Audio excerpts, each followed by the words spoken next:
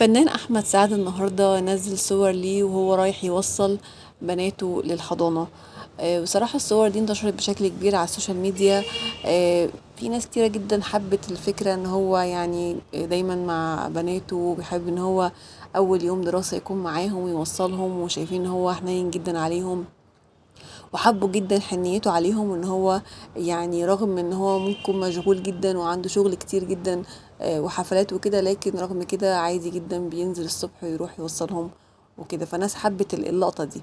بس في ناس تانية يمكن الأغلبية بدأوا ان هم ياخدوا الموضوع في رتم الهزار، او شافوا ان هو بيعمل كده عشان خاطر بس كده يعني اللقطة، او شافوا ان هو اللبس ما كانش مناسب اللي هو كان لابسه عشان خاطر يروح يوصل بيه بناته. في حاجات تانية كتير ناس انتقدتها. زي برضو فكرة في ناس كتير قالت ان هو اصلا المدارس لسه ما بدأتش لغاية دلوقتي، مع اني اعتقد الانترناشونال بتبدأ قبل المدارس العادية.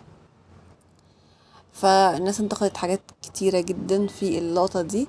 بس أنا شايفة في كل الأحوال حتى لو في انتقادات كتيرة للموضوع، لكن فكرة ان هو يروح يوصل أولاده ويكون مهتم بده، دي حاجة حلوة جدا وهتفرق جدا مع نفسية أطفاله، رغم ان هم لسه صغيرين بس بتفرق معاهم جدا، لأن هم ملهمش دعوة بقى بان هو فنان أو نجم أو كل ده. هم في الأول والآخر دول أطفال، ومحتاجين يكون والدهم معاهم في أول يوم دراسة. فدي حاجة من الحاجات اللي كانت جميلة جدا.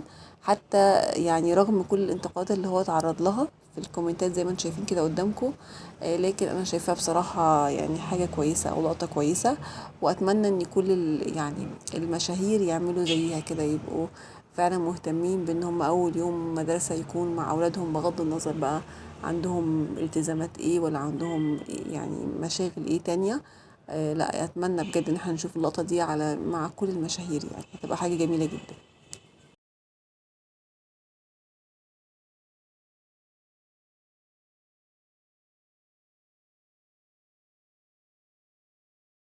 فاكتبوا لنا في الكومنتات، شايفين فعلا ان اللقطة دي جميلة جدا، وفكرة ان هو ينزل يوصل بناته اول يوم مدرسة حاجة كويسة، وشايفين فعلا ان هي تستاهل انها تتصور فعلا والناس تحاول تعمل زيها، او على الاقل المشاهير يعملوا زيها، ولا شايفين ان هو حاجة عادية او موقف عادي جدا، او موقف طبيعي يعني اي اب المفروض ان هو يعمله، فحاجة مش مستاهلة ان هي كل الضجة دي.